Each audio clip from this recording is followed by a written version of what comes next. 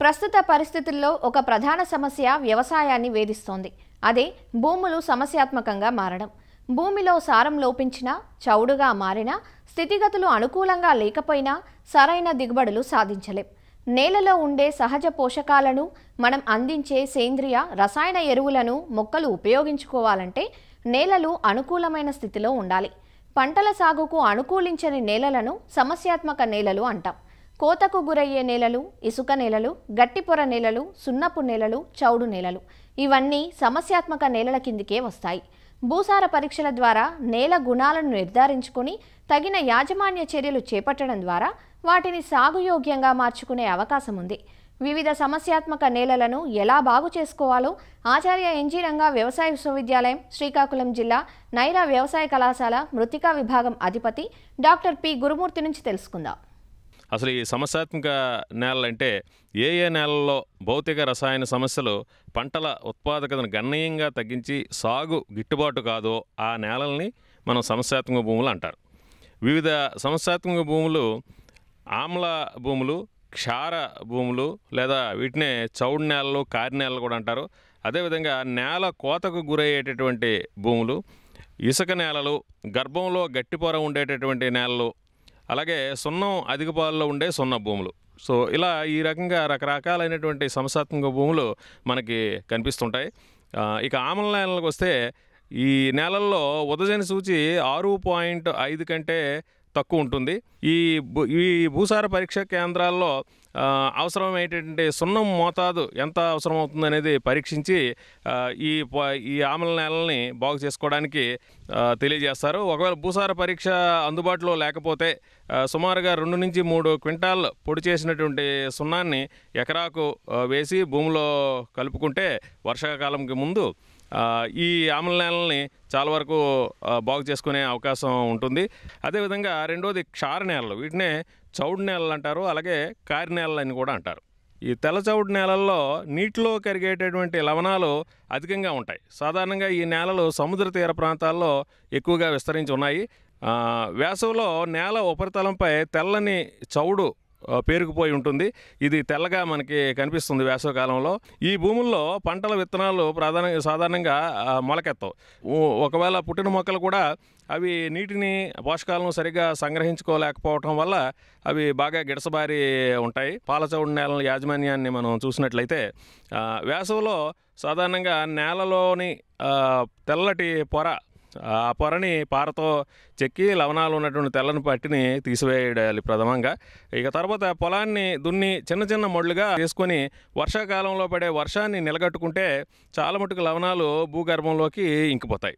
ఒకవేళ మనకి నాణ్యమైనటువంటి నీరు, సాగునీరు ఉన్నట్టయితే ఈ సాగునీరుని చిన్న చిన్న మొళ్ళలో కట్టి భూమి లోపల పొరలోకి ఇంకేలాగా చేస్తే చాలా మటుకు లవణాలన్నీ కూడా నీటిలో కరిగేవే కాబట్టి అన్నీ కూడా భూమి కింద పొరలోకి ఇంకిపోతాయి అన్నమాట.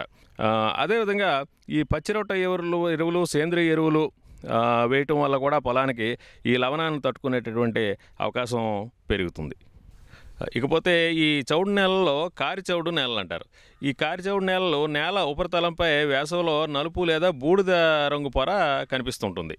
అలాగే నేల తాలూకా స్ట్రక్చరు పాడైపోయి కాంపాక్ట్గా తయారవడం వల్ల గాలి మరియు నీటి ప్రసరణ భూమిలోకి మందగిస్తుంది. ఎండినప్పుడు ఈ నేలల్లో బిగుసుకుపోవటం, వర్షాకాలంలో ఊబిలా ఉండటం, సాగు పనులు చాలా కష్టంగా ఉంటాయి ఈ కారు చౌడు భూముల్లో.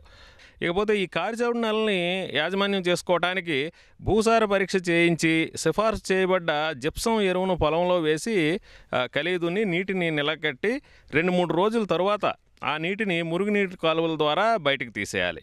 భూసార పరీక్షా ఫలితాలు అందుబాటులో లేనట్టయితే సుమారుగా ఎకరాకి 1.2 నుంచి 1.6 టన్నుల జిప్సంను వాడుకోవాలి.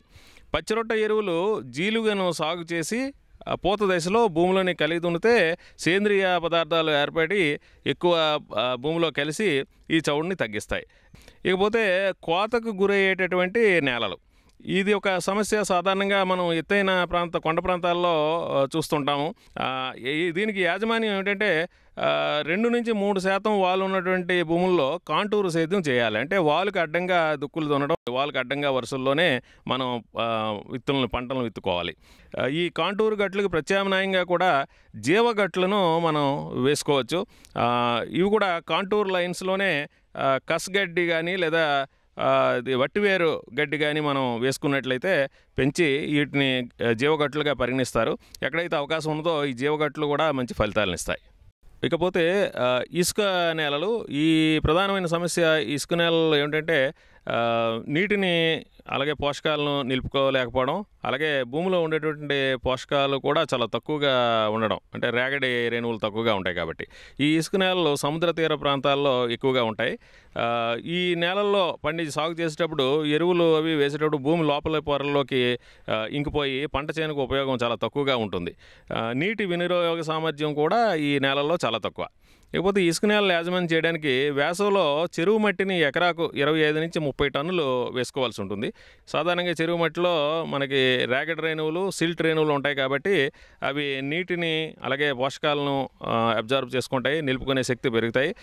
ఇకపోతే గర్భంలో గట్టిపొర ఉండేటటువంటి భూములు అనేది ఒక సమస్య సాధారణంగా మనకు కనిపిస్తుంటుంది. ఆధునిక కాలంలో అందరూ ఎక్కువ ఈ మిషన్స్, అన్ని రకాల హెవీ మిషన్స్ వ్యవసాయంలో సాగు చేయటం వల్ల నేల తయారీ నుంచి అలాగే అంతరకృషి, ఇకపోతే హార్వెస్టింగ్ అన్నిటికీ కూడా మనం యంత్రాలు వాడుతున్నాము. ఈ భారీ యంత్రాలు వాడటం వల్ల నేల అడుగు పొరల్లో మట్టి గట్టిగా మారిపోతుంది. అది ఒక అబ్స్ట్రక్షన్ క్రియేట్ చేస్తుంది. ఈ గట్టి పొరల్ని, భూమి అడుగు పొరల్లో గట్టి పొరల్ని యాజమాన్యం చేసుకోవడానికి వేసవిలోని లోతు దుక్కి చేయాలి. సాధారణంగా ఎంబీ ప్లవ్తో లేకపోతే డిస్క్ ప్లవ్తో కానీ 40-50 సెంటీమీటర్ల లోతు వరకు కూడా మనం దుక్కి చేసుకోవాలి. లేదా సబ్సాయిలర్ కానీ చిజిల్ ప్లవ్ కానీ వాడి ఈ గట్టి పొరను కూడా పగలగొట్టే అవకాశం ఉంటుంది. అదేవిధంగా ఈ వేరు వ్యవస్థ గట్టిగా ఉండేటటువంటి కంది, ప్రత్తి వంటి పైర్లను కూడా ఈ గర్భంలో గట్టి పొర ఉండేటటువంటి భూముల్లో వేసుకుంటే చాలా వరకు పొరని బ్రేక్ చేసే అవకాశం కలుగుతుంది. ఈ రకంగా ఈ నేలల సమస్యాత్మక నేలలను గుర్తించి ఆ సమస్య ఏంటో అర్థం చేసుకొని రైతు సోదరులు తగినటువంటి యాజమాన్య పద్ధతులు కానీ పాటించినట్టయితే ఈ సమస్యాత్మక భూముల్లో కూడా మనము దిగుబడులు పెంచుకునే అవకాశం ఉంటుంది.